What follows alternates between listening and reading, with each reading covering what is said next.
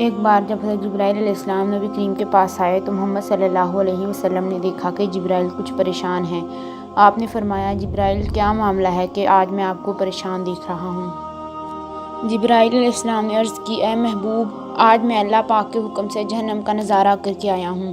اس کو دیکھنے سے مجھ پہ غم کے آثار نمودار ہوئے ہیں۔ نبی کریم صلی اللہ علیہ وآلہ وسلم نے فرمایا، جبرائیل مجھے بھی جہنم کے حالات بتاؤ۔ جبرائیل نے عرض کی، جہنم کے کل 7 درجے ہیں، ان میں سے جو سب سے نیچے والا درجہ ہے اللہ اس میں منافقوں کو رکھے گا۔ اس سے اوپر والے 6 درجے میں اللہ تعالیٰ مشرک لوگوں کو ڈالیں گے، اور اس سے اوپر 5ویں درجے میں اللہ سورج اور چاند کی پرستش کرنے والوں کو ڈالیں گے۔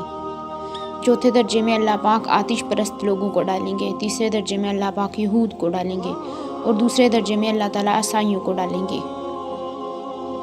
یہ کہہ کر جبرائیل علیہ السلام خاموش ہو گئے تو نبی کریم صلی اللہ علیہ وآلہ وسلم نے پوچھا، جبرائیل آپ خاموش کیوں ہو گئے؟ مجھے بتاؤ کہ پہلے درجے میں کون ہوگا؟ جبرائیل علیہ السلام نے عرض کیا، یا اللہ کے رسول، پہلے درجے میں اللہ پاک آپ کے امت کے گناہ گاروں کو ڈالیں گے۔ جب نبی کریم صلی اللہ علیہ وآلہ وسلم نے یہ سنا کہ میری امت کو بھی جہنم میں ڈالا جائے گا تو آپ صلی اللہ علیہ وآلہ وسلم بے حد غمگین ہوئے، اور آپ نے اللہ کے ہاں دعائیں کرنا شروع کر دیں۔ 3 دن ایسے گزرے کہ اللہ کے محبوب مسجد میں نماز پڑھنے کے لیے تشریف لاتے، نماز پڑھ کر حجرے میں تشریف لے جاتے اور دروازہ بند کر کے اللہ کے حضور رو رو کر فریاد کرتے۔ صحابہ حیران تھے کہ نبی کریم صلی اللہ علیہ وآلہ وسلم پر یہ کیسی کیفیت طاری ہے، مسجد سے حجرے جاتے ہیں، گھر بھی تشریف لے کر نہیں آتے۔ جب تیسرا دن ہوا تو سیدنا ابوبکر سے رہا نہ گیا، وہ دروازے پر آئے، دستک دی، سلام کیا، لیکن سلام کا جواب نہیں آیا۔ آپ روتے ہوئے سیدنا عمر رضی اللہ تعالیٰ عنہ کے پاس آئی اور فرمایا کہ میں نے سلام کیا لیکن سلام کا جواب نہ پایا، لہٰذا آپ جائیں، آپ کو ہو سکتا ہے سلام کا جواب مل جائے۔ آپ گئے تو آپ نے 3 بار سلام کیا لیکن جواب نہ آیا۔ حضرت عمر نے سلمان فارسی کو بھیجا لیکن پھر بھی سلام کا جواب نہ آیا۔ حضرت سلمان فارسی رضی اللہ تعالیٰ عنہ نے واقعے کا تذکرہ علی رضی اللہ تعالیٰ سے کیا۔ انہوں نے سوچا کہ جب اتنے عظیم شخصیات کو سلام کا جواب نہیں ملا تو مجھے بھی خود نہیں جانا چاہیے، بلکہ مجھے ان کی نور نظر بیٹی فاطمہ اندر بھیجنی چاہیے۔ لہٰذا آپ نے فاطمہ رضی اللہ تعالیٰ کو سب احوال بتا دیا۔ آپ حجرے کے دروازے پر آئیں اور کہا، ابا جان السلام علیکم۔ بیٹی کی آواز سن کر محبوب کائنات اٹھے، دروازہ کھولا اور سلام کا جواب دیا۔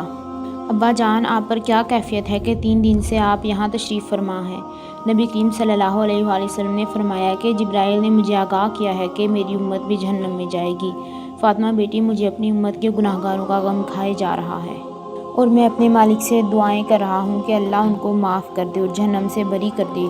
یہ کہہ کر آپ صلی اللہ علیہ وآلہ وسلم پھر سجدے میں چلے گئے اور رونا شروع کر دیا، یا اللہ میری امت، یا اللہ میری امت کے گناہ گاروں پر رحم کر اور ان کو جہنم سے آزاد کر دے۔ کہ اتنے میں حکم آ گیا، وَلَسَوْفَ يُؤْتِيكَ رَبُّكَ فَتَرْضَىٰ، اے میرے محبوب غم نہ کر، میں تم کو اتنا عطا کروں گا کہ آپ راضی ہو جاؤ گے۔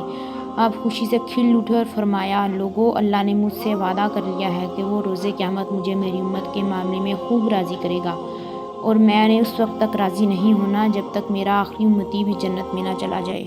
ہمارا نبی اتنا شفیق اور غم محسوس کرنے والا ہے، اور ہم نے بدلے میں ان کو کیا دیا؟